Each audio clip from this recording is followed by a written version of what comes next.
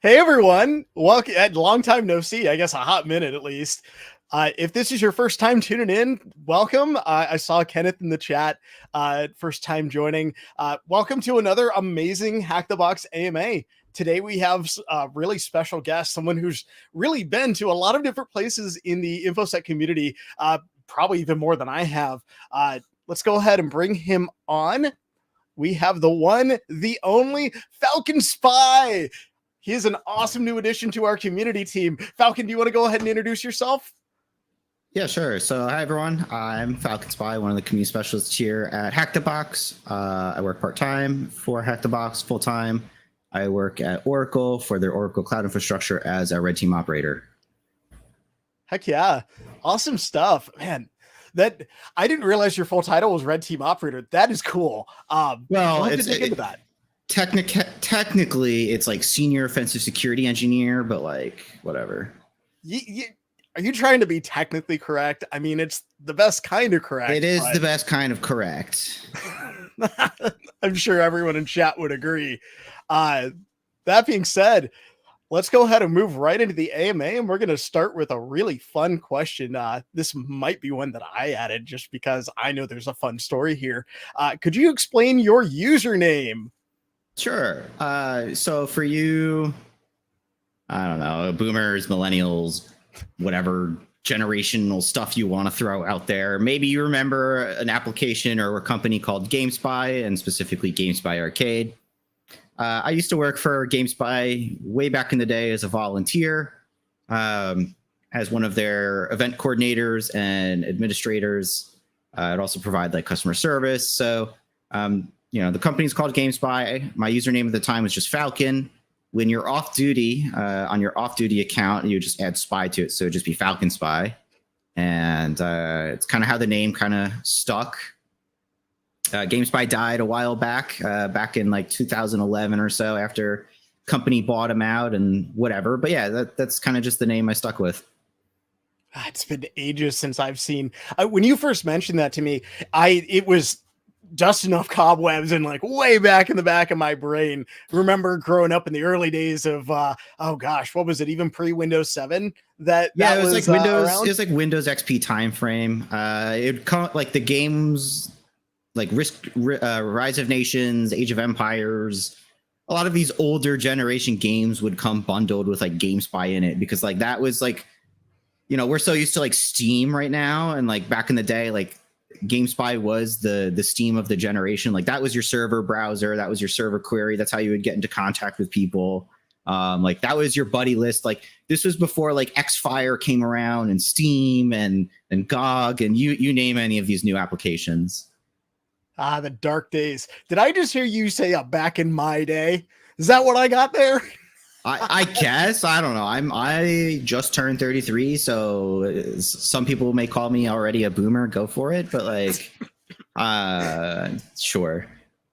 Oh man. Man, you're gonna make me lose my train of thought here.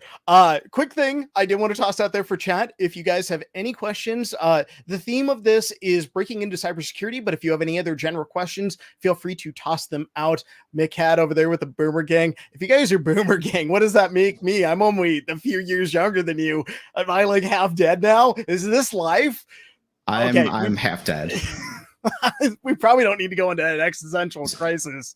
No, you gotta. So like the general joke real quick is when I turned 25, I was like, I gotta have my quarter life crisis. So like you gotta have your quarter life crisis, your midlife crisis, your 3/4 life crisis. And if you somehow make it to like 100, then I guess your crisis at that time is you kind of like, when do I die? But like, anyway. Oh my God. That got a little dark at the end. But yeah, if you're around 25, start thinking of your quarter life crisis, what really expensive thing you want to purchase, and go from there. I hear that Cybertruck do be looking pretty tasty for quarter life crisis. It could be, or the Apple Vision Pro. It seemed pretty legit. Whatever floats your boat, though. You got to get both so you can use the Vision Pro while you're driving. I know you're referencing the plane thing. Like there was a video of a person flying their like Cessna prop plane wearing an Apple Vision Pro. But anyway, real quick, I do want to dive into, we just had an awesome question in chat from Swagman. Question, what do you think the single biggest skill is most important in getting into offensive security? So what would be the biggest skill in offense? I know we're so yeah. So I originally was a pen tester for Oracle, and then I switched to red teaming. In general, ignoring any of that, one of the biggest skills, or two biggest skills, I guess, is one, being able to say I don't know to something, and then being willing to go look it up. Just because you don't know something shouldn't be the end all be all. Take the time to go research something you don't know. And then the other side of it, right, is, or I guess you can combine it, is, you know, have the perseverance and the dedication and the motivation to continue furthering yourself in the field. Just because you know, maybe achieved a certain goal, like I got my CPTS or I got my OCP certification, or hey, I finally pwned some insane box on the platform, right? Like don't have that be your end. Like keep working on yourself. There's you know, you could be the jack of all trades, master of none kind of thing, or you could, you know, it really just depends on what you want to do, but never stop working on your interests or trying to further yourself in the career. Hamza, you had a great question in chat. We'll come back to that here in just a moment. One follow-up question from Nortux. I think I'm pronouncing your name correctly. Is 29 too late? Is there such a thing as getting into security too late? Sure. I don't think there is. There's plenty of people that I've seen out there who are making the switch, who are much older than, you know, you as a 29-year-old, but much older than me as a 33-year-old. It's really just, you know, the great part about the infosec field is you don't need a certification. They are helpful. You don't need a degree, also helpful. As long as you're willing to put the time, the motivation, the dedication, the self-learning into, you know, trying to make the switch into the career, it'll definitely help you. And, you know, even if you just put all of the projects and things you've done on your resume, like it shows that you're willing to learn. And most people in the field should recognize that. It shouldn't be dependent on, I have a degree. It shouldn't be dependent on, you have the certification, although they're helpful. Have you seen that in interviews? Any difficulties with degrees, or have you seen kind of the opposite, where it hasn't really mattered? No one's really asking me at the end of the day in my interviews, like, hey, do you have your SANS insert thing? Do you have your hack the box CPTS? Do you have your OffSec OSCP? Like, no one's asking me for these certs, right? Like, yeah, they're part of like the interview process, or like when you submit your application, like maybe it's part of their HR filter, but like at the end of the day, no one's like, hey, you know, on the CPTS, did you learn how to work with Hashcat? Or like, I'm just using an example, but like, no one's asking you specifics from these certifications or things that you've learned at school, because the field is always changing. So it's really just about like your experience and the things that you've learned as you go. Heck yeah. No, great answer. Thank you for taking the time to walk through that. Man, chat, you guys are killing it today. I'm seeing so many awesome questions in chat. Great follow-up question to this from, it looks like Coco for TTDV. Do I have to go to university to get certified? Do you want to talk about the certification process and kind of what you need to get into the infosec field? Sure. So short answer is no. Although, as I said already, it can help you. So going to university, depending on which one you go to, some are better than others. Regardless, the university in theory should be teaching you the concepts and everything that you should in theory need to know in order to somewhat make it in the field, even as a junior, right? As a junior pen tester, it's not going to be like, hey, here's a senior pen tester out of the gate kind of thing. So, they'll teach you the concepts, they'll teach you methodologies and things that you need to know. In theory, hopefully they'll teach you that. The certifications, they'll also hopefully teach you that and kind of help instill a certain mindset in you. And like the certifications and the university just like when you look at a university, it just says basically, hey, I went to university, worked really hard. I had the dedication to work through something, kind of, if you want to look at it that way. The certification, you can say the same thing, but now it says I know a certain skill set, or I have a certain amount of skills that were required to obtain this certification. So they're not necessary. They can be helpful. No, thank you. Certifications, I mean, they're such a tricky topic that it's something that comes up a lot in these AMAs. So it's a good thing to address early on. We did have another awesome follow-up question. However, I'm going to broaden this one out. It's from Miriam Murchev.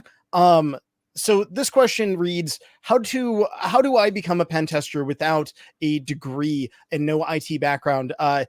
Broadening out the second part of that, do you think that a certification is enough to get into the field?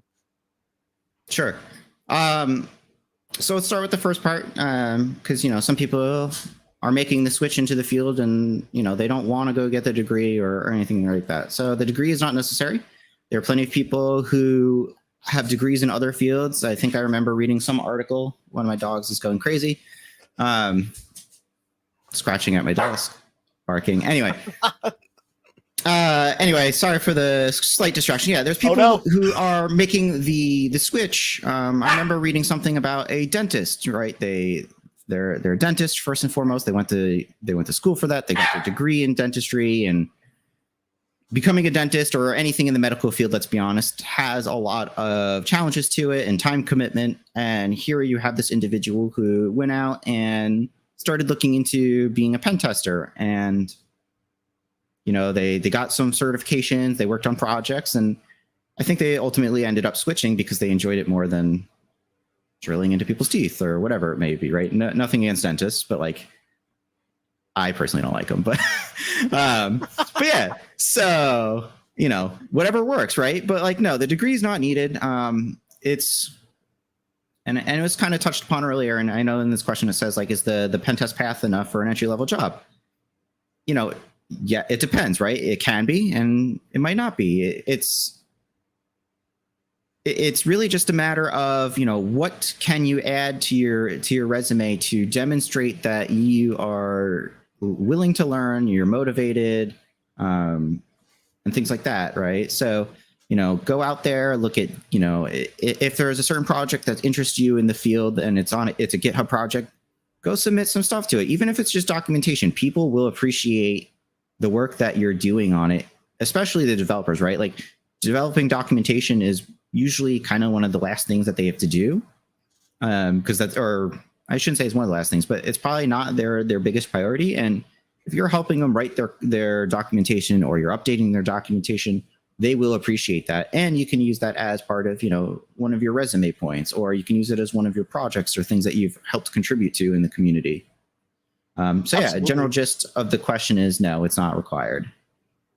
Now, a follow-up question to that. Oh, go ahead. Oh, no, I was just saying that it's not required, and there's plenty of ways to get into pen testing without the degree. Absolutely. There's just so many ways to get your way into this field. I did see a great question in chat. I think I might have misplaced it, but just continuing on that thought, have you had have you been able to bring up your experiences on these platforms in interviews? Do you feel like those are beneficial to breaking into the field? I say exercises with Hack the Box and other similar platforms and certifications in mind. Do you find that you can talk about the boxes you've completed and different exploits you've seen? Yeah, so I did have one of my interview questions when I was looking to join Oracle be around one of the certifications I took, since that was kind of, at the time, all I can list as, in addition to my degree. And I was trying to go for a junior pen testing role at Oracle at the time. So I made it to junior, made it to senior, and then I switched to red teaming. But, it really just depends. Some might ask you questions about, the certifications or things that you've worked on or the platforms, and like, maybe they'll take some interest in the boxes you've worked on, or kind of like the paths or things you've learned while working on these machines, or these certifications. So it really just depends on who the interviewer is, what they're looking to ask you, trying to gauge what you are, like your skills and your knowledge set. So yeah, I mean, the great thing about our field is a lot of the answers kind of start off with "it depends," and then it goes from there. You make it sound like we're a field of lawyers. That's their favorite phrase. Well, I should probably get to the questions we had submitted. We'll go back to what the Thank dog you, Emma. Doing. One's walking right here, as you can see here, and I can grab her, and the other one's kind of just staring out the window. It's a rough life. They really have it rough. Well, we'll get back to some questions from chat here in just a little bit. Y'all are killing it in chat, and thank you so much for all the awesome questions. And don't forget, I will return to a couple of them that we skipped over. On the note of interviews, one of the submitted questions we had was, do you have any interview advice for hacking or more technical interviews, be it panel style interviews or even just very in-depth interviews? Sorry, so it was kind of just, what's the best thing, or what are the overlooked topics around interviewing? Do you have any advice for interviewing? Sure. Don't be afraid to say, I don't know, but then follow it up saying that's something I am willing to look into. One of my Oracle interviews also, I think it was my very first round outside of the typical HR, like, hey, what are you looking for compensation? Are you interested? Here's the job kind of thing. My very first round, it was meeting with someone that I was fortunate to be able to work with after joining. They asked me a bunch of questions about cryptography, and honestly, I didn't really know a whole lot about cryptography. Like, I understood general concepts and some of the different ones out there, and they were asking some pretty specific questions about, like, honestly, I'm blanking at this point, but they were asking me very specific questions about a certain type of cryptographic function and what's involved in it. And at the time I just said, I don't know, but that's something I literally just said, I don't know, but I'll be looking it up after this, because if one interviewer is asking that at a certain company, maybe other interviewers will ask that. So it's and even if they don't, now it's something new that I've learned, and I can answer it if it ever comes up.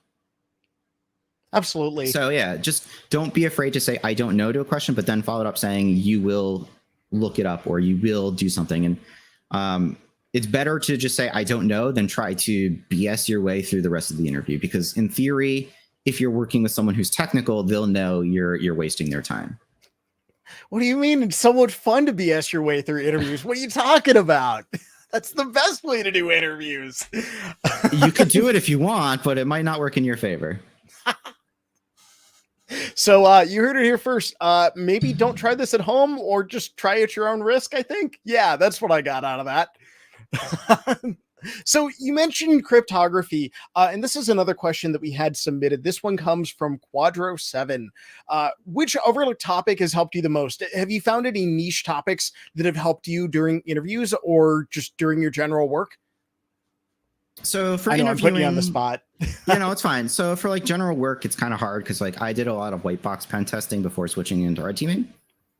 So in the sense of white box pen testing, right? I already have root on the system. That part doesn't really matter to me. I'm not trying to break in and steal a bunch of stuff, right? For me, the white box pen testing was, hey, where can I find the vulnerabilities, and then help those service teams, patch and remediate any of those issues. So if you're looking at it from, what should I, look to, at least for interviewing, there's plenty of companies out there who provide you a challenge before they even look at you. Or, they'll start the interview process, and the very first thing that they do after the HR general, interview questions or meeting is, hey, here's a challenge, go work on it. And most of the time there'll be a web app. Sometimes there'll be a buffer overflow or whatever, right?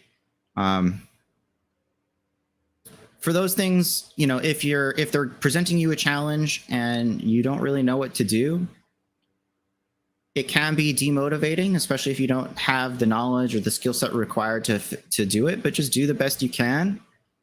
If it's a challenge that they send to you directly and you can kind of keep it, and it's not like hey, it's just a live service challenge and once the interview's gone, it goes away or your access is revoked. Like, if you can keep it, obviously keep it for later. And then when you feel that you have the necessary skills or experience, go back to the challenge if you did keep it and see if you can work your way through it. Obviously not all the flags or things that they want you to capture are going to be there anymore, but if it's a web app, just be like, hey, I realize now that I can perform, this kind of attack, or this is something I should be looking for. So don't be discouraged with a challenge that you're presented, because some companies will present you a challenge and that's their further culling of candidates, if you will. And some will not present you any challenge. It's just like, here's the position, answer some technical questions. Do you fit with our team in terms of your personality or your work ethic? So if you're presented a challenge, don't get discouraged, especially if you don't know anything. Absolutely. And you mentioned this earlier, but really returning to that point of, it's okay to say, I don't know, but I'm going to go look it up. Right. All right. I do want to hop back to one question. You mentioned web apps and activated my trap card.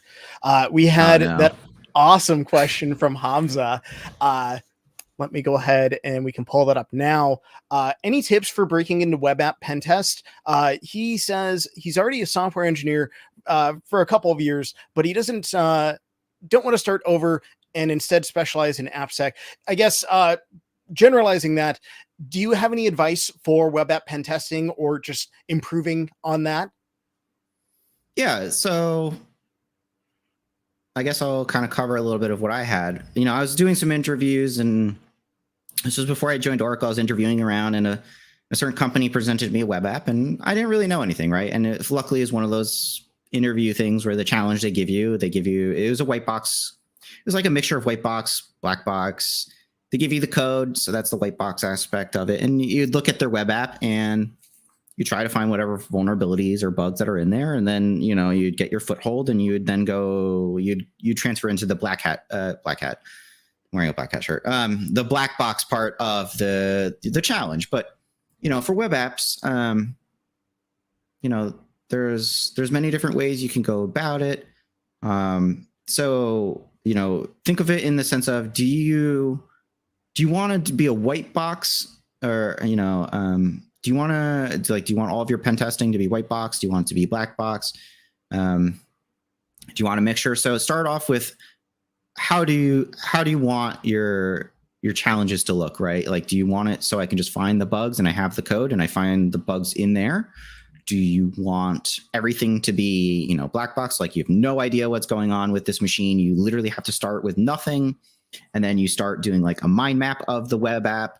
And you'd be like, okay, here's the different entry points. Here's the different API points. Here's the different inputs. This is, did I try cross-site scripting? Did I try, cross-origin requests, and all these different things that you can start thinking about, right? So, I mean, you'll encounter some of that with Whitebox too, but like, think about how you want your challenges to look.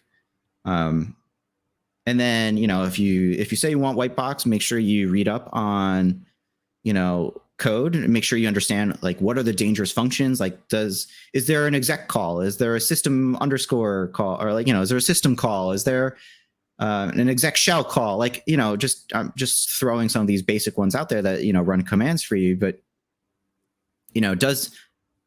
having those calls in the code, it's not inherently vulnerable, but like, does the application sanitize properly? If not, then there's the vulnerability. So just because the call is in there doesn't mean the application is vulnerable.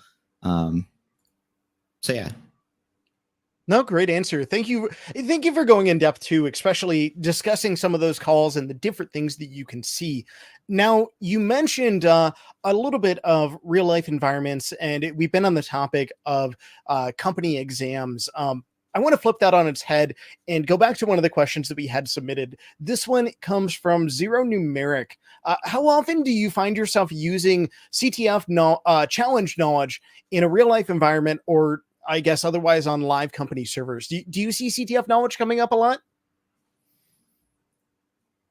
So this one's kind of hard for me to say just because I did white box, and for me, like white box pen testing, like I don't care for a lot of the things that you would kind of see. Like I'm not going to be challenged with a steganography kind of thing that I have to go grab like an image and then look at the EXIF metadata at it. And so like it, in this sense, it depends, right? But like for me, in my experience as a white box pen tester, a lot of the CTF things or, the things that I've learned while working on hack the box machines or other platforms out there, I'm not really encountering a lot of those because for me, it's reading code. Maybe it's looking at some API calls. I mean, there are definitely some machines out there, especially on the hack the box platform, that have, API kind of web app application or web app specific kind of things that you need to go play around with, and maybe you'll get your flag or maybe you'll get your way in there. I think there was an active machine not too long ago that had that's been retired now, but I can't really say that there's been a whole lot of it. I mean, some aspects of what I've learned from the various certifications or machines, maybe it's come in handy when it comes to like the red team operations that I'm doing. Like from there, I'm assumed compromise. Like we already assumed compromised through some of our engagements, or like we fished a user and then like we go on there and like now we're just trying to spread our way around and like. So yeah, I mean, like it depends on what the objective is in terms of red team operations when like we're given an engagement. So it's kind of hard to say. This is where the it depends come in, but in my experience, I'm not applying it a whole lot. Now, you mentioned the workflow of red team operators. Would you mind touching on just what your daily life looks like, what your workflow looks like as a professional in this space? Sure. So I guess the quick thing to really actually mention is a lot of people have different definitions of what red teaming is and what pen testing is, and they confuse the two.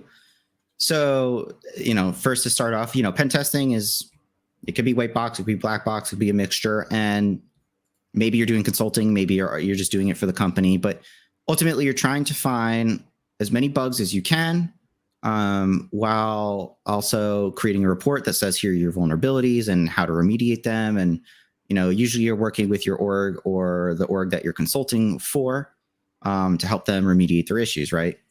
Where red teaming is you're testing the processes and the people that are put in place to stop all of these, quote unquote bad guys, or the black hats, or the APTs from getting into your network and stealing whatever they want to steal from you. So, there's a lot of things like that you might do with like red versus blue, and no, I'm not talking Halo. Distinction there, or caboose. But yeah, so like, you'll do red team versus blue team. Like you'll set up certain type of operations where like, hey, we're going to do something on the network, try and find us, right? Or we're going to test this process that you have in place. Like, did you find us? So that's kind of the distinction. You're saying that steganography doesn't come up in this? Like you're not seeing stego part of your daily work? It has not, but yeah, so that's kind of the quick distinction, the quick DL, too long didn't listen version of like pen testing versus red teaming.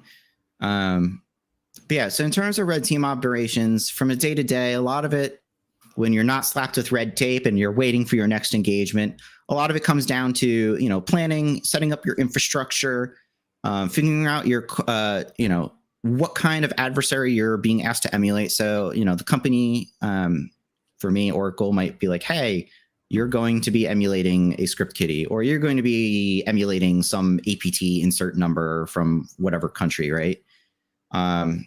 And they want you to go in and basically emulate that kind of attack style and stealth or stealth optional, depending on what kind of level they ask you to be.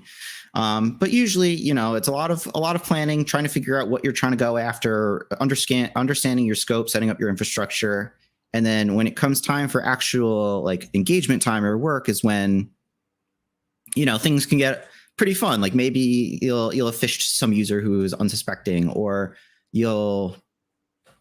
I don't know, you found your way onto a machine that you weren't expecting to get onto. So it's the day-to-day at times can be kind of monotonous to some, and some it could be fun, trying to get everything set up and understanding the different services and things you're going after. But obviously, game days are a lot more fun because you're actually hands on keyboard doing stuff. Absolutely. I mean, there's so much that can happen that you just don't know what you're going to get into. I've had situations personally where you get into a different environment and it's it's a whole different ball game. I'm sure you've seen this before, where all of a sudden your operating scope is just radically different.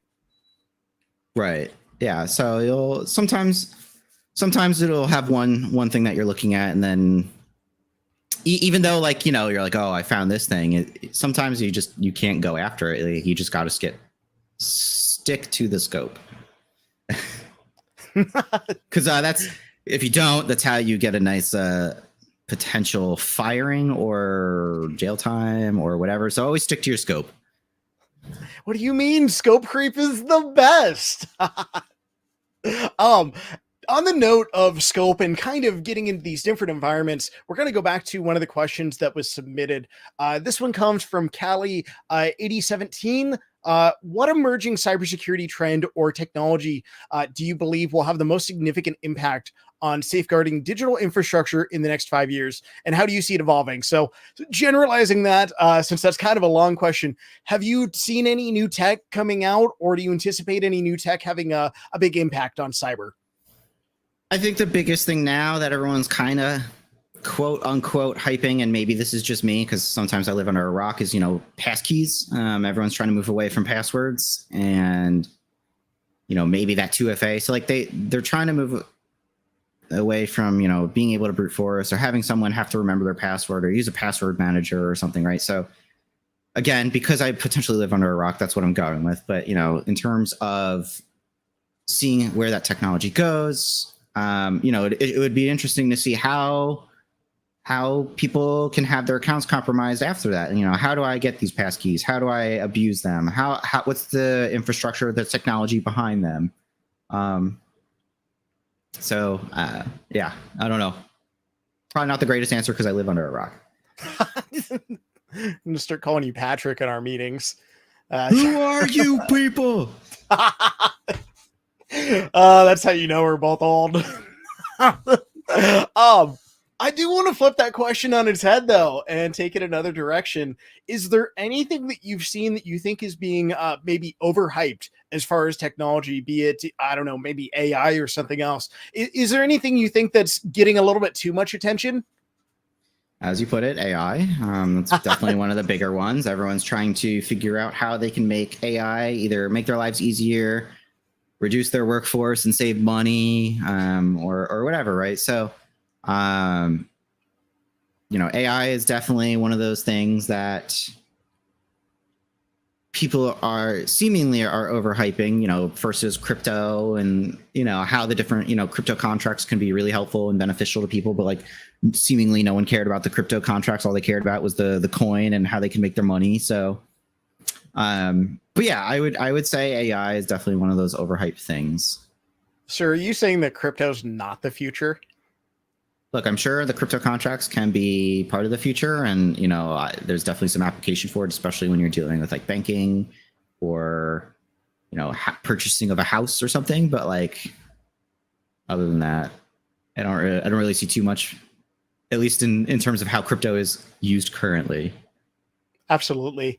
No, thank you for diving into that. I realize we're wandering a little bit away. We're going to go ahead and jump back to another one of our submitted questions here. This one is beyond your normal duties, I guess with your work duties, is there an area of InfoSec you are particularly passionate about? So for me, I actually enjoy helping others in the sense of a mentoring way, try to achieve certain goals or what they're looking to go after. I mean, I'll be the first to admit I'm not exactly the greatest when it comes to the field, but I really enjoy helping others. So whether it's answering questions if I'm able to, or if I'm not able to, I'll go look some things up to try and understand it. Or yes, I will go ask AI to simplify it and explain it like I'm 5, if need be. But I enjoy helping others. So like maybe the individual who submitted this question was trying to gain like, hey, like, am I really interested in, I'll just use steganography as the example. Like I can care less about steganography, but like, for some people that's a really interesting area. Right. So yeah, my take is I like helping others. I like doing things that help the community. Absolutely. On the note of mentorship, could you talk a little bit about how to get maybe a mentorship started for some of our more junior members in the audience? Sure. So there's plenty of platforms out there that offer these mentorships,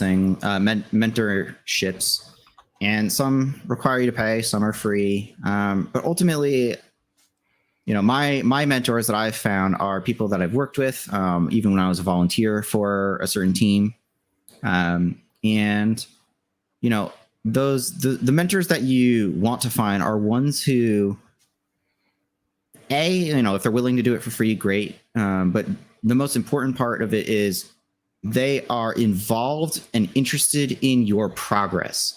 There could be mentors out there who just say like, okay, let's meet. And then they don't care. Like they'll give you something to work on or something to go look at. And like, they don't follow up on your progress. I don't want to say quiz you, but like there's no further discussion on that topic after they've given it to you, or anything like that. So find a person or multiple people who are willing to invest in your progress, invest in your career.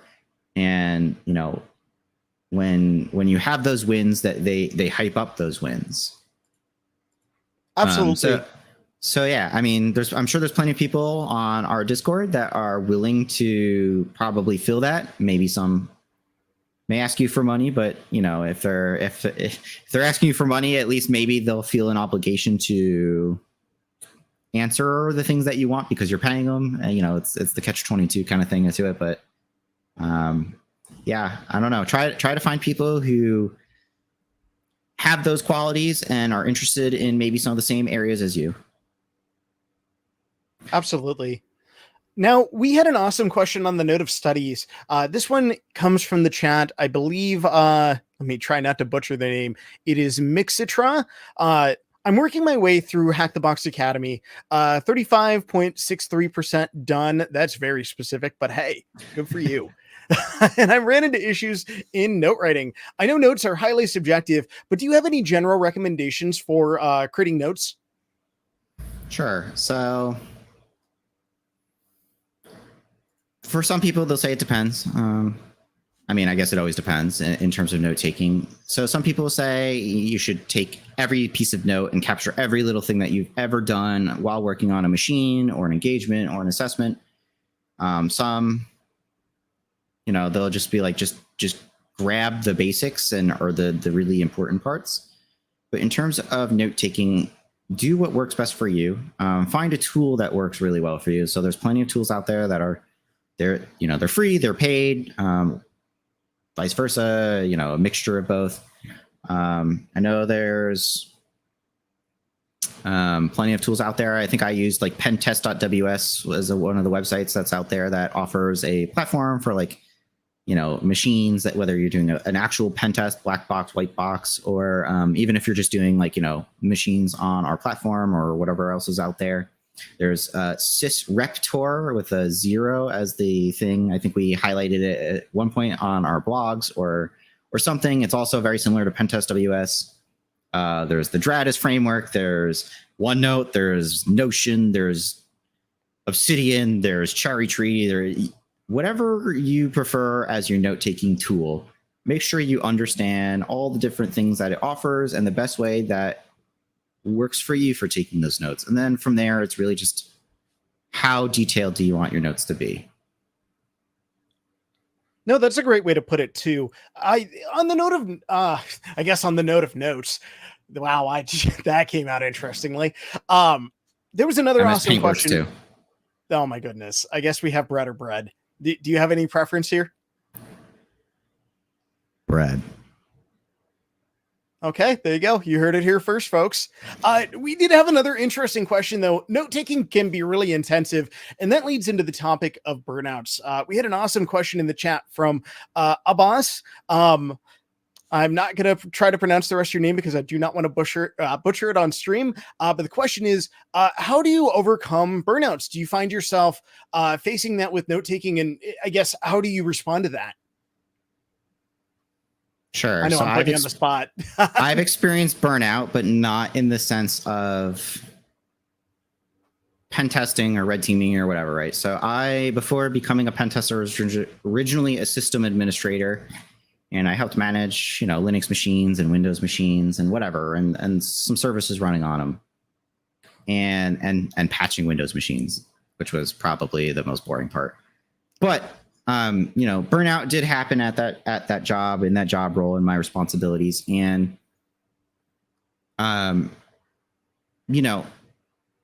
for me, luckily, an opportunity presented itself where I was able to volunteer for the red team at the company. And it was thankfully convenient timing. But, even if you're not presented an opportunity like this, try to look at it in the sense of, I guess if we're talking jobs, right? Like if we're just talking about infosec in general, like job wise, you're fortunate enough to still have a job, do what you can. Like, even if it's not like a pen testing role, like look at your role. Can I apply security to it if that's your passion or like that's what you want to be doing? So like as a system administrator, right? You're like, how can I, for example, I was managing web services on Linux and Windows. How can I help secure these IIS systems? How can I help secure Apache Nginx servers? What can I do to help with that? So, I mean, outside of the volunteering for the red team, that's kind of how I started to approach my job responsibilities. Like, how can I apply my passion for the infosec field and apply it to this system administrator role that I am fulfilling? But if we're talking about infosec in general, burnout, people will have it. It's going to creep up on you maybe at one point or another. Some maybe never have it. But it doesn't hurt for you to step back and, not have an interest in it. I mean, hopefully your interest doesn't completely die off because of the burnout, but it never hurts to step back, take some time to yourself. I mean, go do something else, right? Go do video games, go mountain biking, go do hiking, go do, arts and crafts. Do something that's not that. Like, go find a different passion and do them side by side. And maybe, things will resolve themselves in the sense that like, hey, I've missed doing this, in terms of pen testing. I'm excited to get back to it. And if you're not, then, I mean, it is what it is. And maybe find a different interest, or maybe one of those things that you found an interest in, you can now turn it into something, worthwhile. So, just because you experience burnout, it's not a bad thing. But it's really just on how you handle it. No, awesome. Thank you so much for going in depth with that. Burnout is such a challenging topic, especially within the hacking community where it really does run rampant. On the note of burnout, though, I do want to jump to expectations because expectations really can lead into that exhaustion. And with expectations, we're going to jump back to one of the questions that we had submitted. This one comes from Subas. And the question reads, what do cybersecurity companies expect from a fresher or someone that's new? Do you have any expectations that you could share? Being willing to learn, I guess, is really kind of the main expectation. A lot of the things that you can do, you'll learn on the job. If you're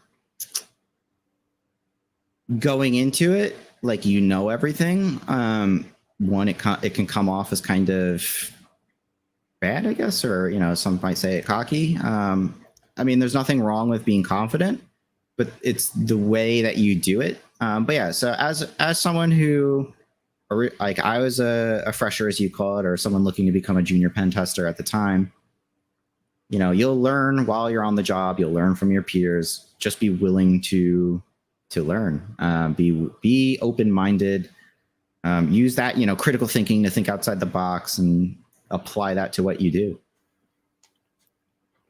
That's such a great way of summing it up. It can be so difficult to establish those expectations, and really that willingness. I find, at least in my work, that that's a key component. I'm sure that you see that, especially as newer folks come in your company.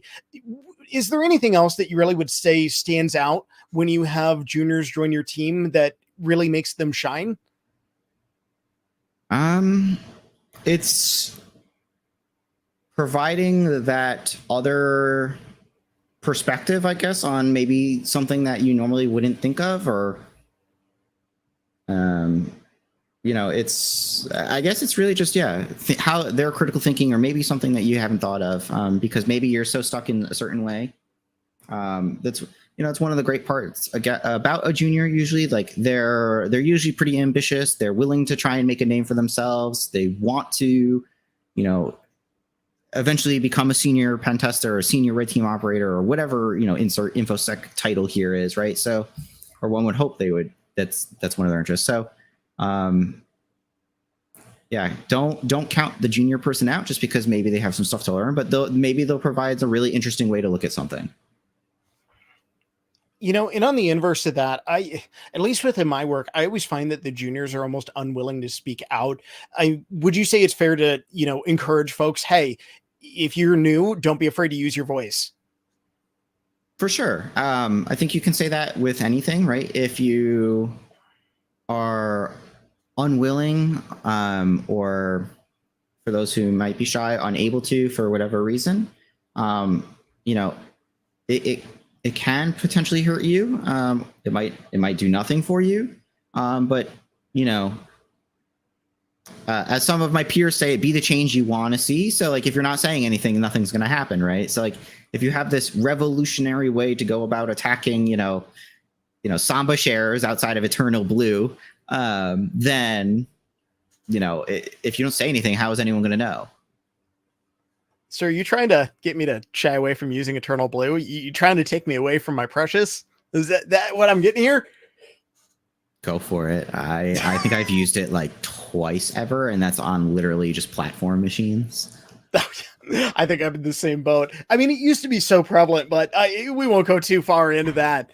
We've had some awesome questions in chat, and we've been on the note of this continuing want of learning. There's a question from Alpha Red. How do you find that you're actually progressing in learning, or do you find that you just need to study like a robot? Nothing bad against Mr. Robot, and thank you for specifying that.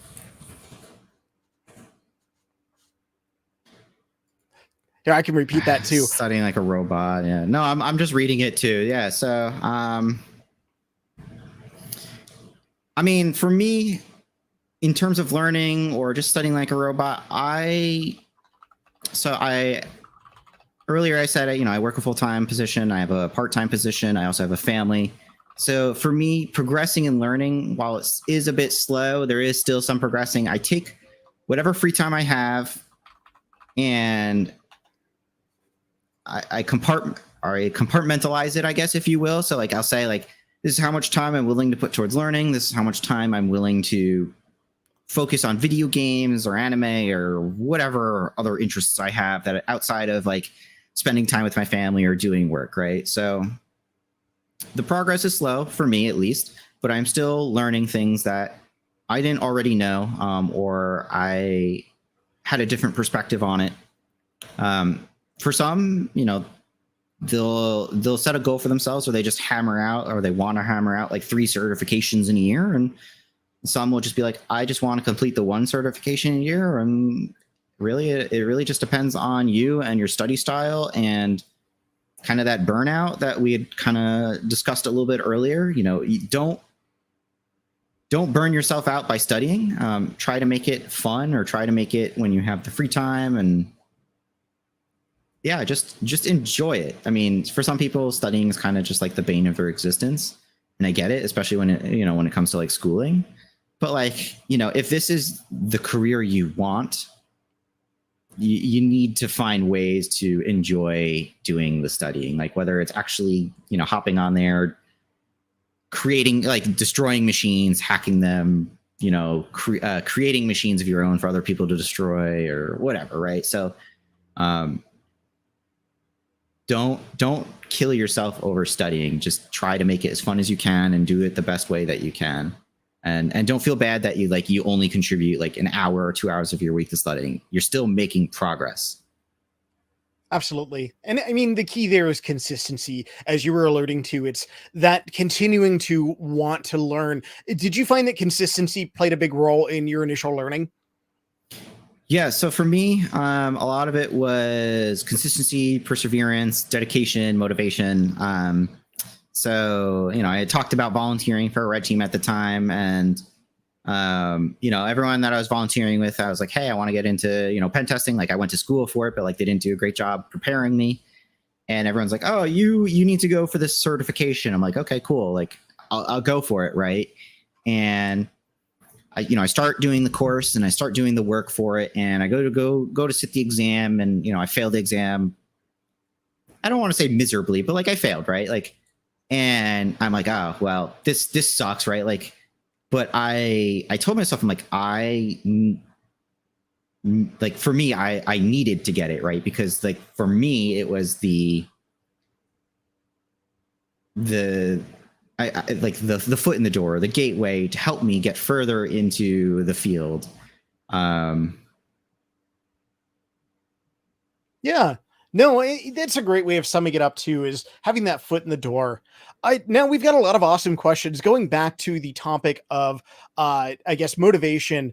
We had another one here. It looks like from our bread enthusiast. This one goes into imposter syndrome. Not sure if we already talked about this, or if we talked about this already, but how do you feel about imposter syndrome? Do you want to talk about that just for a moment? Sure. So, I know Kian's going to definitely ask me what kind of bread. So sourdough, as I said in Discord before. But anyway, yeah. So imposter syndrome. Look, some people might not ever feel it, but I've definitely felt it, and there's nothing wrong with feeling it. I think at some point or another within this field, you will feel it, and if you don't, I mean, what's wrong with you? No. So yeah, I've felt imposter syndrome. I feel it pretty regularly. I have my peers and my mentors who know way more than I do, which is, when you think about it, right? You're like, hey, I'm trying to do this thing. And they're like, well, why didn't you try doing this? As a different way of going about attacking something, right? So the imposter syndrome's there. The best way to kind of go about handling the imposter syndrome, at least in my opinion, and insert, you great Lebowski, that's just like your opinion, man. For me, it was, I know that I don't know everything. I will not know everything. And the best I can do is go out and try to learn that. Or, if my peers are willing, I can help depend on them for knowing something. And there's nothing wrong with going to others for help. But like, don't use your peers as like your chat GPT, I guess, or don't use them as your end all be all resource is the kind of, I guess, the other thing to add to it. But yeah, so like for me, dealing with the imposter syndrome is knowing that I'm not going to know everything, but I am willing to go out there and learn things. I know I have my peers that are willing to help me if I don't know something. I have my mentors who are, willing to help me as well. And just know that you're not the only one out there who experiences imposter syndrome. There's plenty of people out there. Again, for those people who don't, I don't know what's wrong with you, but good on you, because it's definitely a thing that a lot of people experience. And just do the best you can. Don't let it affect how you do your job, because when I initially had my very first case of imposter syndrome when I was starting as a junior at Oracle, like I was letting it affect my performance in the sense of, in order to move up to my next level, I had to be able to lead, assessments. Since everything I was doing was white box pen testing. So I had to be able to lead an assessment and work with the service team and everything. And I was letting that imposter syndrome affect my performance in terms of leading these engagements these assessments. So do what you can to make sure it doesn't affect your performance. And yeah, just be willing to know that you won't know everything. No, thank you for diving into that. Imposter syndrome, it's so prevalent within the community. It looks like we have a tough question that Emma has picked here. Do you want to answer that one? What was the question? It is from Matt. What is 2 + 2? Me too. So we're going to jump back up a little bit. This is a question, it looks like from FM. So in the note of imposter syndrome, sometimes it can be really hard to know if you're ready to go into industry. We had an awesome question a little bit higher up in the chat. How do you know if you're good enough or ready to enter the job market, aside from obtaining certs, or even with certs in consideration? How do you know that you're ready? It depends. For me, knowing when I was ready was, can I comfortably, at least in terms of pen testing, right? Because that's what I was originally going for.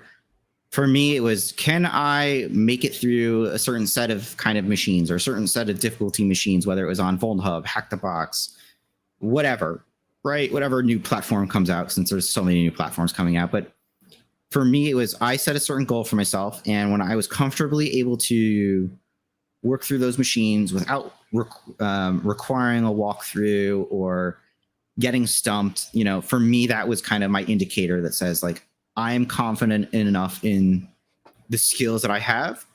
Now, can I go and apply that to, the interview process and then hopefully apply that to the job if I get it. Absolutely. That's such a great way of summing it up, is, being able to apply those skills. Now, we've talked a little bit about challenges in that, and working on more challenging machines. We had a question tying that into burnout. This one comes from Sean P in the chat. On the back of burnout, how do you keep yourself motivated? How do you keep yourself motivated as you're taking on these new challenges? For me, again, for everyone, it depends. But for me, at least, my motivation comes from wanting to learn more.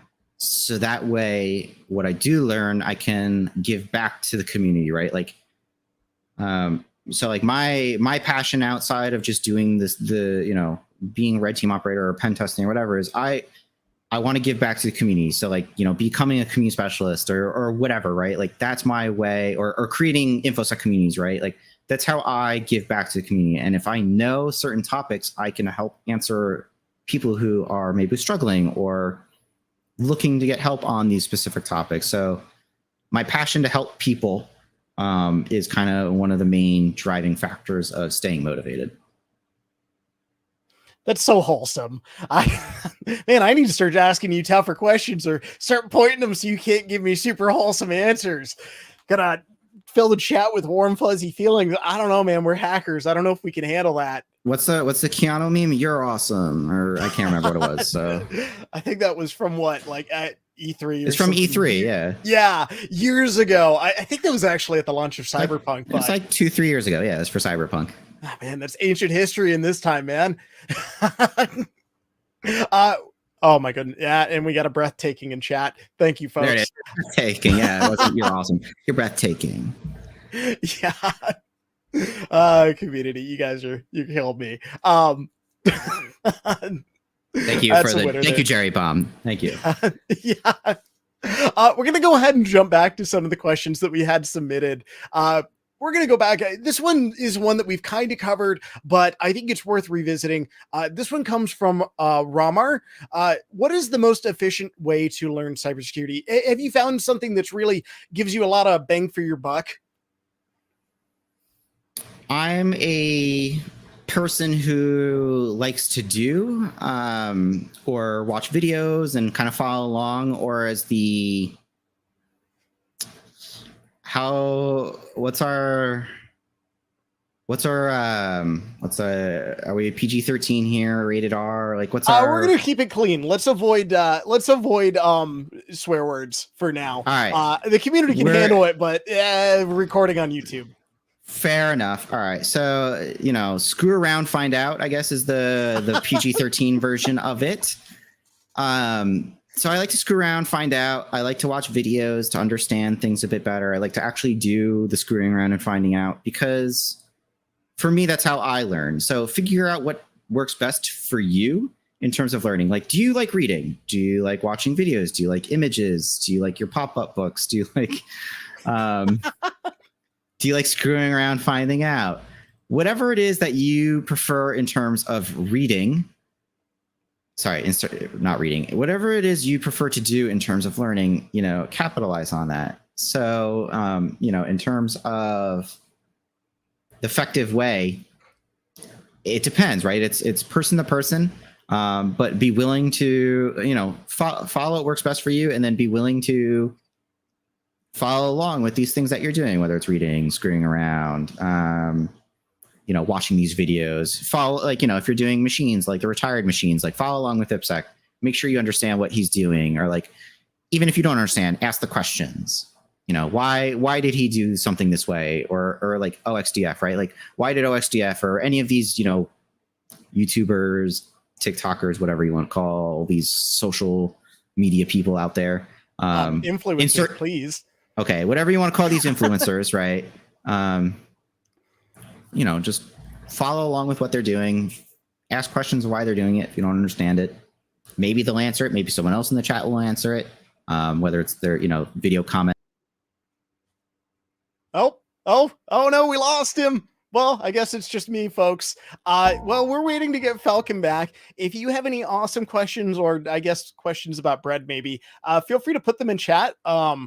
Yeah, I'm personally a big fan of Asiago cheese bread. It's the good stuff. That's what we're looking for. Let's take a quick look into chat. Yeah, Falcon, I think he's disappeared for now. Oh no. Yeah, Alpha, you might be right there. He might have been pwned. We'll give it just a moment. He'll be right back. His browser is failing, so we'll give it just a moment. How was my day, Mick? Good. I can't say that I'm very happy that tomorrow's Friday, and I'm sure everybody's happy for the weekend here coming up. Beat me up, Scotty. Yeah, I got owned. Someone, I got a ransomware to pop up on my screen. No, I was an idiot and hit a button on my keyboard, and apparently it's bound to refresh my browser, because gaming keyboards. Anyway, I totally forgot what we were answering because I got really pissed at myself for hitting this button. So what was the question again? We were talking a little bit about how to learn, and then you started talking about pop-up books and made me really regret telling you about my pop-up book collection. I mean, next thing you know, I'm going to have you talking about my collection of, I don't know, my Beetlejuice books or something. I was just talking with chat. Let's go ahead. We are going to go ahead and jump back into the questions. I guess I can address something quickly in chat. Actually, no, we'll skip past that. Another question that we had submitted here. This one comes from 80x99. How can we have the ability to, how can we bring developers and hackers both into that hacker mindset when we're either, attacking the application or talking about it after maybe in a breakdown session? How can we really encourage that hacker mindset? So a lot of, the mindset. So if you're coming at it from a developer, right? Understand from a you're not going to know everything that, an attacker or a pentester or whatever you want to call them, hacker, APT, whatever, insert your choice of words here. You're not going to know all the different things that they're going to know, but as long as you come into your development cycle of how can I protect my application, hey, am I sanitizing stuff? Am I doing some of the basics? Am I using system calls? Or am I using functions that are considered dangerous? And as a programmer, in theory, or you'd hope that they know what's considered a dangerous call, right? Like I've already used system and exec calls as the example, but like, in theory, as a programmer, even if it's a web app one, like most of these languages have some type of very similar function call built into the language for web apps, as the example. You would hope that someone would know, hey, am I sanitizing stuff that's going to this command if I'm allowing input from the user, which is obviously already inherently dangerous, but am I sanitizing, right? Am I doing, am I being security conscientious about the way I'm programming? So it's kind of just having that mindset. Like, you don't have to know everything. You don't have to know all the different things out there that could potentially happen against your application. But as long as you have like the idea of security in your head when you're going about programming things, it can make a difference. Absolutely.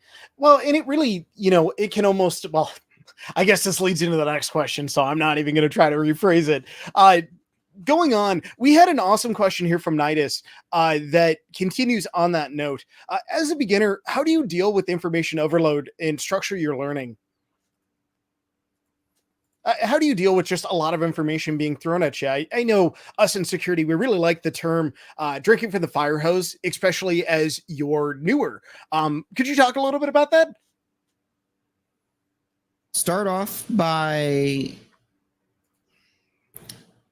my mindset, at least whenever I have very large tasks, regardless of whether it's learning or in the infosec field or whatever, the way I break things down is I have my overall goal, or in this case, you have your overall topic, and you try to break it down into its smallest parts.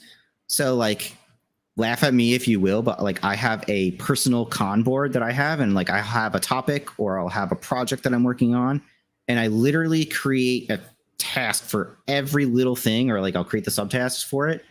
And like, for some people, this is probably extremely tedious, but for me, it helps me structure what I need to do in terms of the information overload. These are the things I need to tackle in terms of learning this particular subject. So like, some subjects are really, really broad. Like, you can be talking about cryptography. Well, cryptography is a big field. What specific, right? Like, am I going to go learn about like collisions? Am I going to go learn about like whatever it may be, right? So for me, it's breaking down the topics or the large list of topics and then breaking them into smaller subtasks or smaller topics for me to go learn. So like, one of the great things about Academy is we kind of do some of that for you, right? Like, we have the overall, I might be confusing my terminology here. Right? We have our overall topic, and then we have the modules, and then we have the sections, and then you have like whatever, right? Like, it's broken down. Like, and you have your pathway. So like, your pathway's at the top, and like, so we kind of do some of that for you. Like, we break down the overall large topic that we want you to learn into smaller subsections, and then you focus on those subsections, and eventually, hopefully, you'll be able to then, combine them all back into, that single point of like, aha, I understand what this is now. Now, on the note of learning, we had another awesome question come through, specifically talking about job hunting while you are learning. This one comes from Brooke Wild in the chat. Is it possible to apply for jobs while you're working through a cert? They say that they're working through a SOC analyst job role from scratch. Do you think that is a good practice to have, to be applying for things still as you're learning? I don't see why not. As you're going through your certification, whatever it may be, right? If you're going for a junior position, right, you can just say, hey, I am currently working through the certification. I am learning. And, if you get pretty far along into your interview process, depending on how many interview steps a company makes you run through, you can bring that up. Like, here's what I'm learning, right? And that creates an area of discussion for you in the interviewer to kind of have them ask you questions or understand what you're learning. And they can further go from there. And maybe like, if the company's like, hey, I like your work ethic, I like what you're doing, they might just cover the cost for you. If you like, they might, or they'll just say like, hey, great, like we'll cover your next certification or whatever, right? So like, it really just depends on the company. But even if like you've got the cert, right? Like even if you don't hit all of the requirements that they're asking for, apply anyway. It doesn't hurt you. Worst they say is thanks, but no thanks. Or they don't answer you, right? Like they just don't send you a response. They ghost you, whatever. Mm-hmm.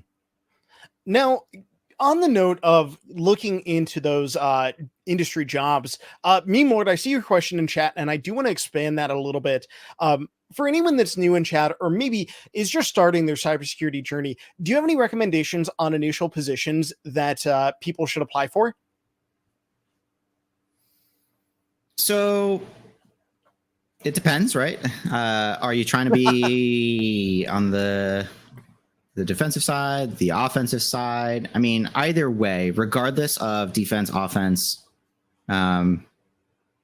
becoming a SOC analyst, it can't hurt you. You understand how, incident response can work, or blue teaming could work, and how security operations will work. And, if your main objective is to go into offense, whether it's red team operations or pen testing, you can kind of use what you've learned on the blue side or the incident response side and apply that to what you're going through on pen testing or red teaming.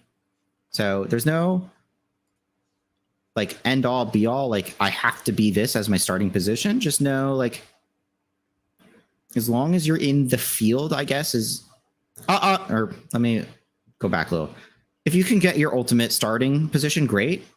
If it's not going to work out for you and you still meet the criteria for a SOC analyst, as the example here, right? Like I did pen testing and red teaming. Like if I meet the criteria for a SOC analyst, great. Like I will learn what I can in that position.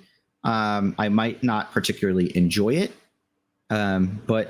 or you might not particularly enjoy it, but use that as your foot in the door, right? For a company, especially if the company has a red team or a pen testing team. It's a great way to get your foot in the door. Most companies actually probably prefer the internal transfer anyway, just because it's less paperwork for them. They don't have to go pay someone to, they don't have to pay for hiring fees and all this extra stuff that they would normally have to dish out money for. So it's easier for an internal transfer. Yeah, absolutely. And even then, you're coming onto the team having some knowledge, what the environment looks like. And if you're coming from this other side of it, would you say it's safe to say that you almost are more prepared than someone that's coming from outside of the company? Right. So you're already knowledgeable about how that company operates. You're knowledgeable about, I shouldn't say everything, but you're more knowledgeable than an outside external hire. Use that to your advantage. That's a great way of putting it. You are more knowledgeable than an external hire. And then something that, as an external hire, you can kind of leverage that as, hey, I'm fresh to the environment as well. There's pros and cons there. Not to dive too far into that. We did have another awesome, I guess, a comment by Meme Lord down here, just as a follow-up to this. They say, I've crushed BTL V1.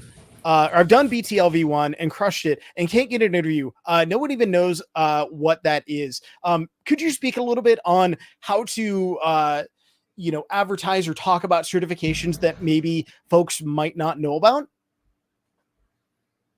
Yeah, so there will be certifications out there that are not being asked for by HR, or people don't know what they are. And I mean, look, there's new certifications that pop up. I shouldn't say every day, but there are new certifications that pop up fairly frequently from different new providers out there, or different new companies or industries that are trying to make a name for themselves and try to get their certification eventually or hopefully recognized by HR and everything else. So do what you can. I mean, try, like, when you're in your interview process, or if someone reaches out for you for an interview, like if they give you an opportunity to talk about that particular certification, at least in the example of BTL V1, which I personally have never heard of either, but I also live under a rock.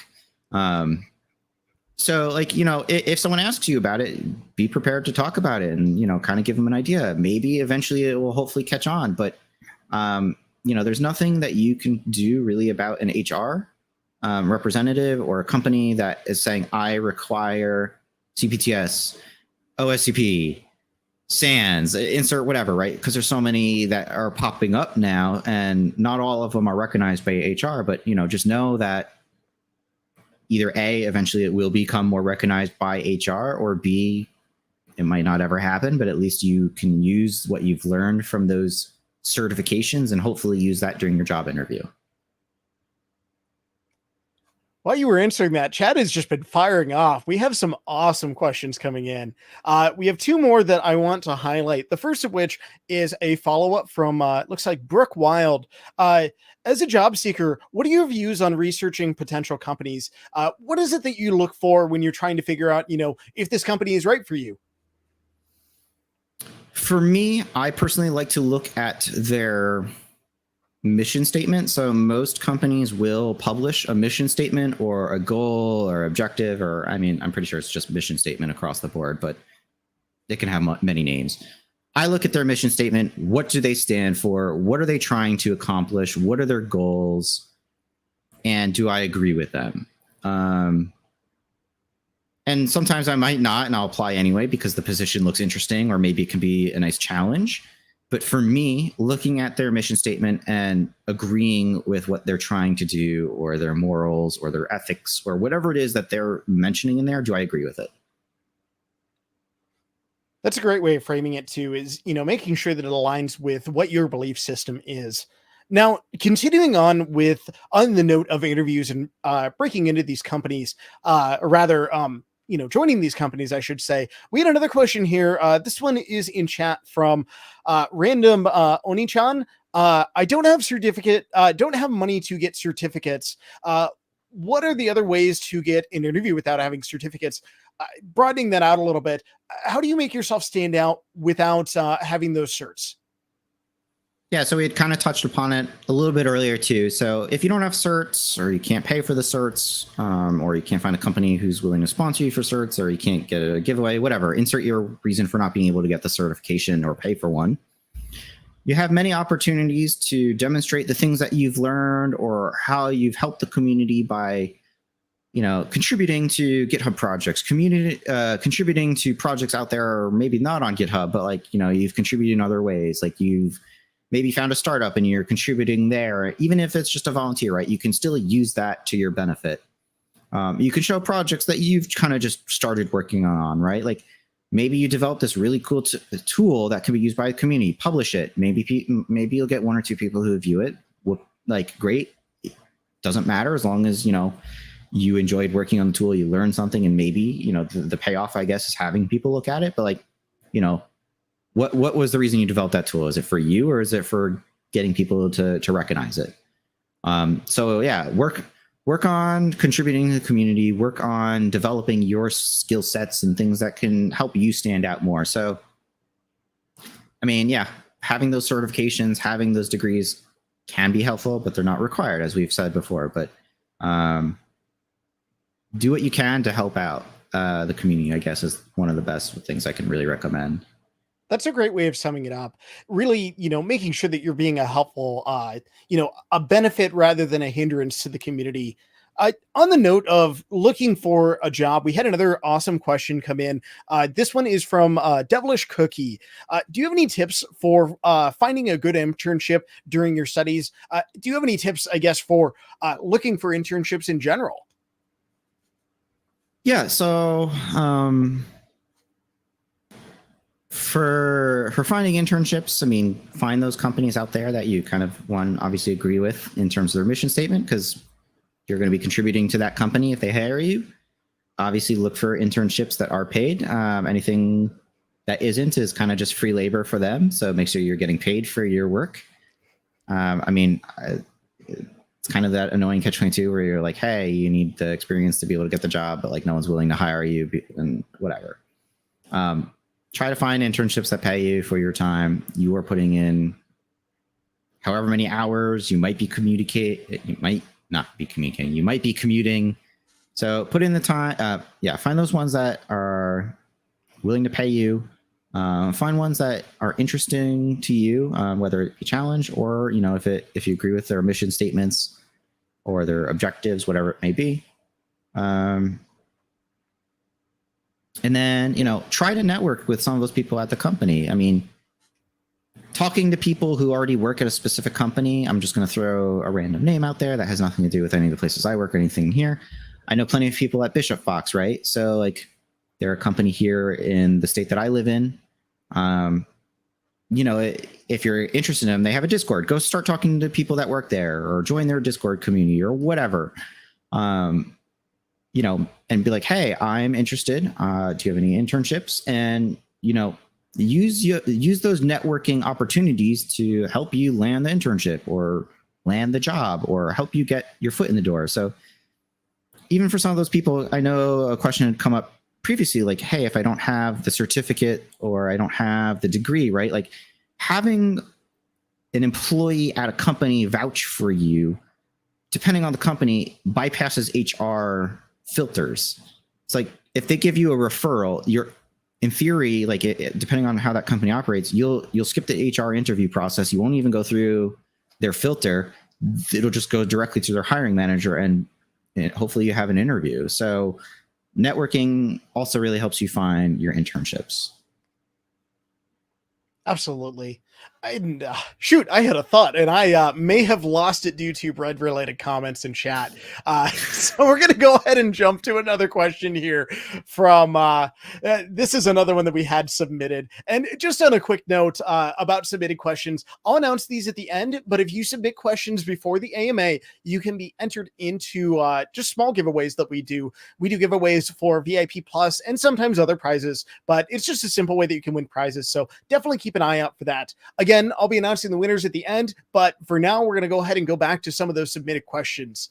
This one comes from a username, pseudo header. That's a fun username. What advice can you give to somebody who has more than a year's time of experience in penetration testing? I guess, do you have any advice for someone that's a little bit more experienced? Am I stumping you?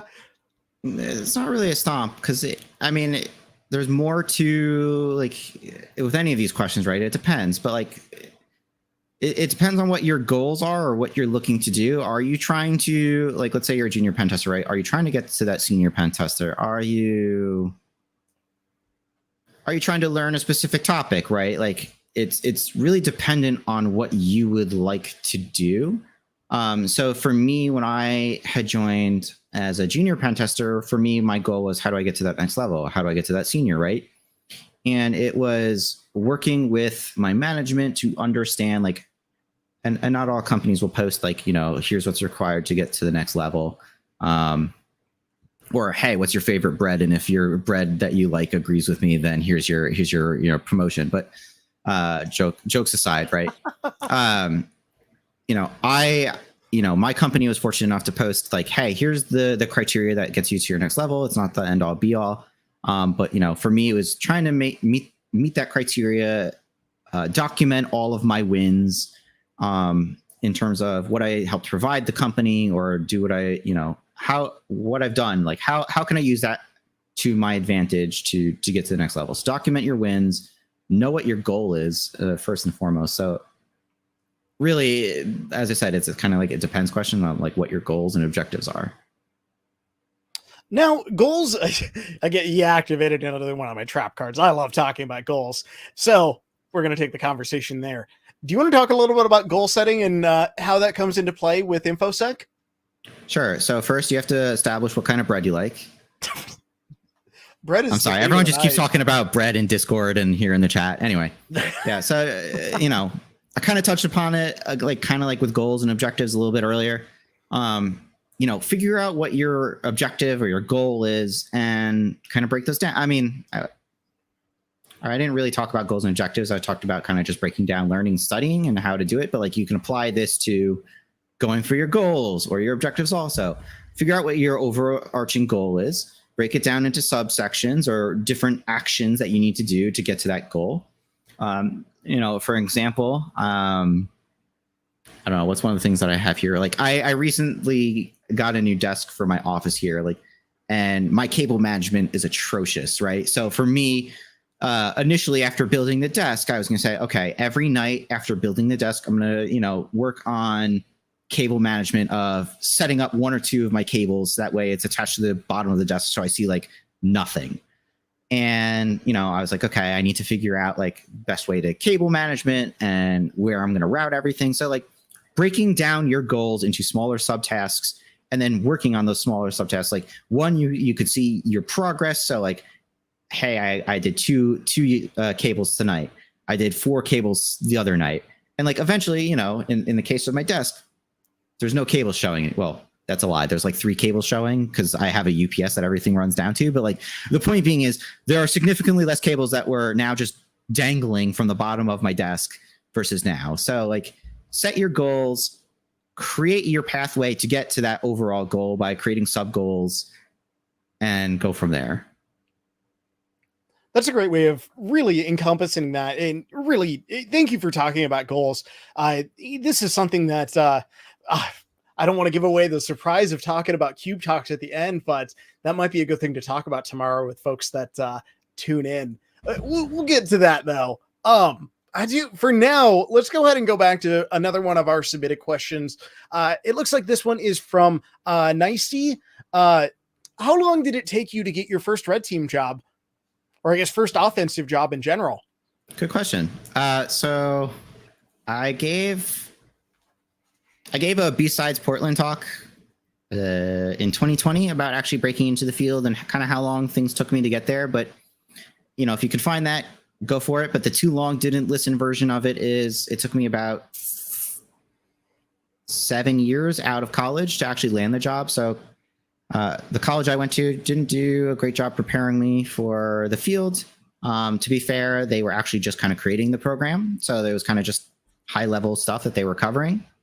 So out of college, I took up a number of system administrator roles. And then eventually, after the 7 years, I found a red team to volunteer for at one of my previous jobs. And at that job, where I found my actual 2 mentors that I have now, they're like, hey, go for the certification. It'll really help you. And I got the certification. I started playing around, had some difficulties with some of my applications because, as we covered earlier, some places will give you challenges. And I didn't know how to do some of those challenges, but I saved them for the ones that did send me them, and I worked through them later. And then, I finally kind of just, my mentors were like, hey, we are hiring a junior pentester at our company. Send us your resume. So like some of it goes back to networking, but some of it happens to be by chance and some of it planned out. But it took 7 years to finally get to become a junior pen tester, or rather just in the infosec field in general. Now, I want to continue on with on that topic of finding your first job. We had an awesome question in chat. This one is from Alpha Red. And this one goes into reading job postings. The question reads as follows. Should we focus on what companies want as certs or to keep the certs we know are good and useful? Let me rephrase that just a little bit. Should we focus on what companies want, or should we really focus on the gold standards that are out there? I mean, if you're looking for a particular position at a particular company, obviously go for what they are looking for to increase your chances. But honestly, like we've covered it a couple of times, they're not necessary for the job. It just, the certs kind of demonstrate what you've learned or what you know. Your degree, if you went for one, kind of demonstrates that you're dedicated and you can finish certain things and you might have a certain base skill set, but like, since our field is always changing, like it kind of becomes irrelevant. But in terms of this question, if there's a specific company you're looking for and they want a specific certification, go for it. If you're trying to generalize yourself, go for those, I guess, gold standard certs and then just apply wherever the heck you want as long as it's applicable. I don't really have much else to say about it. You heard it here first. Apply wherever the heck you want. Screw around, find out, especially with your job apps. Doesn't hurt to apply. Worst they say is no. Man, we're hitting all the PG memes here. Now, we have a couple more questions that were submitted. I want to make sure we get back to. This one comes from Baz Coder, and it goes, we're going back to the topic of machines and challenges. Do you have any tips or best practices for how you approach a new machine or a new challenge? Yeah, so new challenges, new machines, whether you're doing an actual pen test, red team thing where you've somehow compromised a machine or CTF platform or whatever, right? Start with your basics, go back to your methodologies, work on, understanding what's required. So like if you're doing a CTF machine or an actual pen test and it's black box, start with your enumeration, because that's kind of where, that's your starting point with a lot of things, right? Like you don't know what's there until you've gone looking or knocking or, whatever it may be. If you're red teaming, right, and you've assumed compromise, then because that's kind of how a couple of these things start, right? Like what's on my host machine that I've landed on? Like what's there? Like how can I get out from there? What can I do on this machine? Where can I go from here?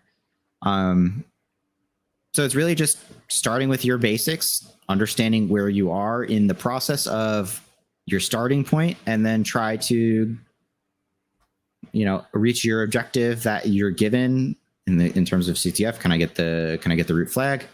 If it's a pen test, can I get root access? If you're in a black box aspect of it, can I steal a certain file that they wanted me to grab? Red teaming, can I grab a certain file they wanted me to grab? Can I go undetected? Can I fish people? Like it really just depends on what you're trying to do, but like understand where you are in your process. Go to your basics. Taking that just a little bit further, you mentioned some specific scenarios that can come up in work, and mentioned rather that sometimes you can be looking for specific files. Do you have any examples of that? Maybe domain files or other similar things like that?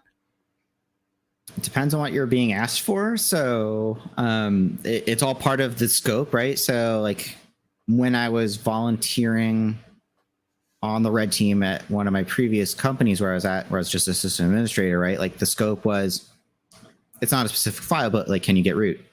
And like, the answer was yes.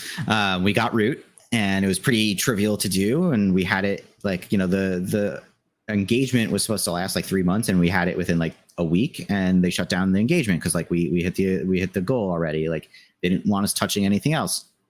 Overachiever over here. It was mainly my teammates. I kind of just helped develop the tool sets, but for them to do it. But yeah, Now, I don't.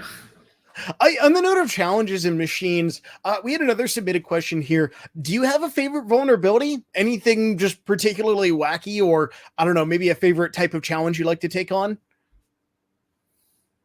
I don't have anything in particular, but I was voluntold by others to say Eternal Blue, so Eternal Blue. There you go. But no, I don't know. I've seen some really interesting kind of attacks. Not that I've been the one who did it, but I was there to like witness it. So I mean, like, I can't really speak too much about them because they are pertinent to where I work, so I won't say them. Of course, yeah. But they've been pretty interesting to see in terms of like chaining certain things, or trying to see like a different way to go about doing something, right? So, but if we're ignoring that, like Eternal Blue, just to be simple and easy.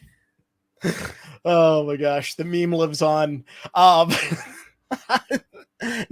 on the topic of favorites, do you have a favorite hacking convention? Are there any fun conventions that we can find yet?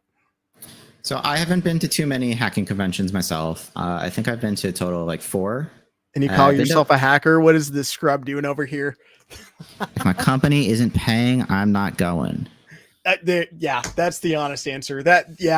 You take anything out of this, it's that. I mean, like some people pay for it for themselves. That's fine. I don't feel like paying for it. But anyway, I've been to Black Hat. I've been to DEF CON. I've been to Besides Portland, and I've been to Cactus Con. I live out here in Arizona. I'm pretty sure I've shared it a number of times out in Discord for anyone who's joining us in the chat from Discord anyway. So Cactus Con is out here in Arizona. It's actually coming up next week, Cactus Con. So I'll be there volunteering in the Career Village.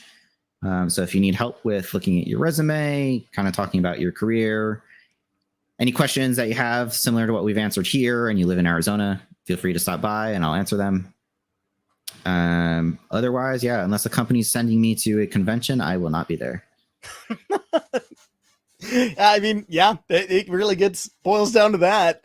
Let's see. Make sure that we don't miss any questions in chat. Do you think you'll be at DEF CON this year?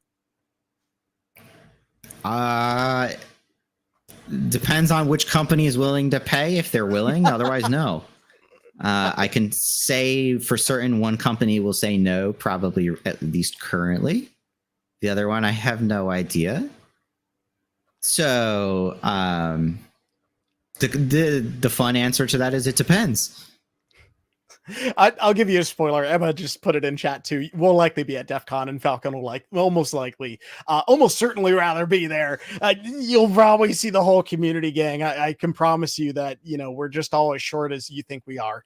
I'm 5'10". I mean, if that's short, then I don't know.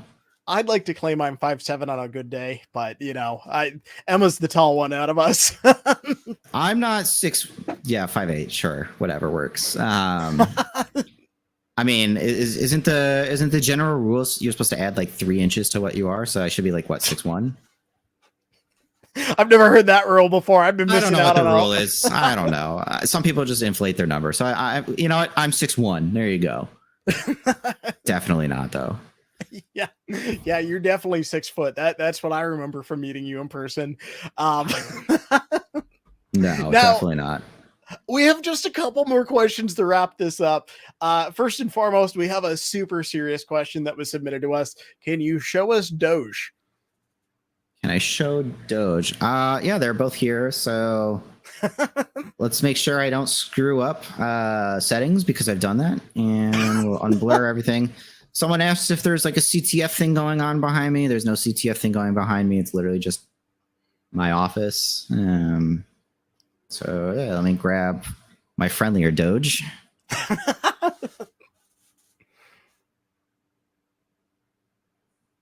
There we go. Oh, look at that. Another one's coming up to say hi. Oh, look at that big dog. Oh, that's the good stuff, chat. I mean, this is what you came for. Don't pretend this isn't what you came for, because we know. Thank you. The people are pleased. The black and tan one doesn't really like being picked up, and the tan one's like, "What are you doing?" So, hey, yeah. I got 2 Shibas. They're the Doge. Had it before Dogecoin was a thing. I likes to be hipster about that. I think quick dog story. I wanted dogs, never had one when I was a kid. Finally got to living on my own. I lived in an apartment. I love Huskies. The apartment was too small for a Husky. So I was like, all right, what else can I get? I'm like, all right, I'll get a Shiba. That's the story. That's it. Right to the point. You just wanted a Shiba. There's nothing wrong with that. It's about goal setting, right? Exactly. So I got one Shiba, and then I'm like, well, kind of need another for the other one to play with. And then I got the other, and that was it. That's very straight to the point.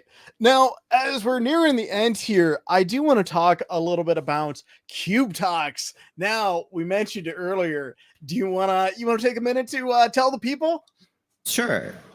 So Cube Talks are our newest event that we hold on Discord every week on Friday. So if you're on Discord, take a look at the top of our server, and you'll see the event thing up there. And if you're interested, it will show you the event at your local time. So depending on what time zone you're in, because time zones are fun, it'll show you whatever it is at your time. For me, it's at bright and early at 7 a.m. But it is what it is. But yeah, so look at the top of the events for your local time zone. If you're interested, just say you're interested. It'll send you an alert whenever we have one. But basically, every week on Friday at the exact same time is your opportunity to ask our panelists of Hack the Box staff and volunteers, so our Discord mods, our admins, our senior mods, whatever, and our staff from various departments, any questions that you have about kind of like our platform, our services, Sherlock's challenges, retired machines, things that we kind of can answer. Nothing that has to do with like an active machine or like a machine on a certification exam. And you can even ask us infosec general questions, or even just general questions like, do you like bread? And, if we can answer the question, we will. And if we can't answer it, we won't. Or if we choose not to, we'll skip it. But yeah, every Friday, same time, join us on Discord. And if you have some questions, feel free to ask it, and we'll try to answer as many questions as we can. And if we don't answer your question, just ask it in the server or wait for the next Cube Talk. But yeah, Cube Talks every Friday. Heck yeah. And if we didn't get to your question tonight, and it's maybe a burning question or something that you really want to talk to us about, tomorrow's an excellent time to bring that up. Now, before we wrap up, I do want to go into the prizes real quick. So just to reiterate, this is a small drawing that we do for our AMAs. So anyone that submits a question prior to the start of the AMA to our question form, you are entered into a drawing for, in this case, we had 3 1-month VIP plus subscriptions that we are giving away. Now, our 3 winners this time are Imposter, Pseudo Header, and Yo Man and Chill. Congratulations to all 3 of you. We will be in contact with you to make sure that you get your prizes. But heck yeah, no, awesome stuff. We'll reach out tomorrow for those, so just keep an eye out for that. Yeah, GG rigged, I know, right? I can promise you it's completely random. We just put it in a random number generator. We don't want to have our hands touching any of that icky stuff.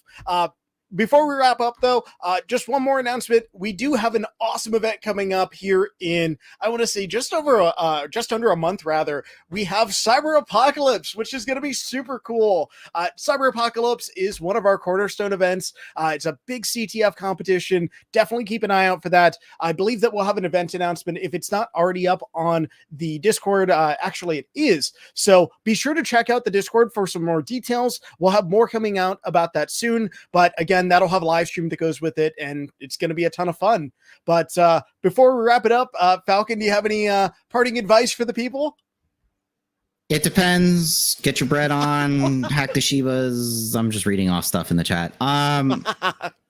Stay tuned for some fun other events happening on Discord. We're going to try to do some game nights. We're going to set up a chess tournament and some trivia nights or trivia days or whatever floats your boat because of time zones. Yeah, we got some stuff going on for all of you to win some prizes and hang out with us. Heck yeah. Come and hack the bread with us. It's going to be great stuff. Yeah, thank you so much, everyone, for tuning in. This about does it for this edition of our AMAs. We're going to have some awesome talks coming up, so definitely keep an eye out for that. And keep your eyes peeled for more info on Cyber Apocalypse. Thank you so much for joining in. Have a great rest of your day, great rest of your night, or great morning. I don't know. It depends on where you're at. Either way, thank you so much for coming on, Falcon, and thank you, everyone, for tuning in. Heck yeah. Thanks for having me. Sorry about the flub with my keyboard, because gamer keyboards, am I right? Yeah, right. Whose bright idea is to keybind G5 on a Logic keyboard to be a refresh, but we digress. Heck yeah. No, I guess we're gonna maybe we send you a non-gamer keyboard. I don't know. We need all the gamer keyboards. Yeah, get all those gamer RGB. Woo! RGB.